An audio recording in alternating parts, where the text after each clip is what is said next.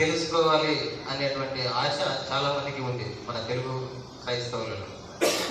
కాబట్టి ఆయన గురించి తెలుసుకునేటువంటి ప్రయత్నం ఈరోజు చేద్దాం. ముందుగా మన ముందు ఉన్నటువంటి జాన్ గారికి వందనాలు, శుభములు తెలియజేస్తున్నాను. వందనాలండి. మన సహోదర సహోదరి మనందరికి కూడా నా వందనాలు తెలియజేస్తున్నాను. మన తండ్రి అయిన దేవునికి, ఆయన కుమారుడైన యేసుక్రీస్తు ద్వారానే పరిశుద్ధాత్మ యొక్క సహవాసముతో మనందరి తరఫున వేల కృతజ్ఞత స్తోత్రాలు చెల్లిస్తూ ఉన్నాను. క్రీస్తునందు ప్రేమైన వాళ్ళ మీ అందరినీ కూడా ప్రేమతో ఆహ్వానిస్తున్నాను.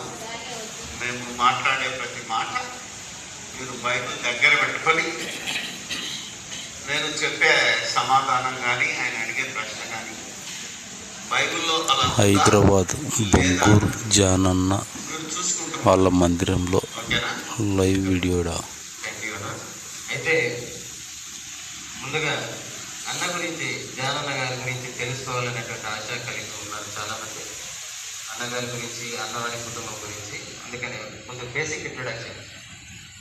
అన్న మీ గురించి తలుచుకుంటే, మీ కుటుంబం గురించి చెప్పదలుచుకుంటే ఒక 2 నిమిషాలు చెప్పగలరు. నేను 1959 వికారి నామ సంవత్సరంలో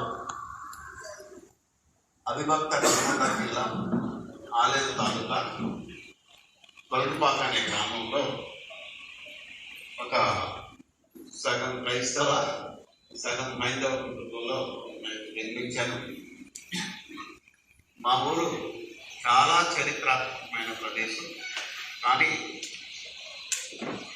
ఆ ఊళ్ళో ఉంటే నేను ఈ స్థితికి రాలేదేమోనని నాకు ఇప్పుడు అనిపించింది. అందుకనే మా అమ్మమ్మ గారి ఊరికి వెళ్ళాను. ఆలేదు ఇంటి పక్కన సాయిగూడెం ఉంటుంది.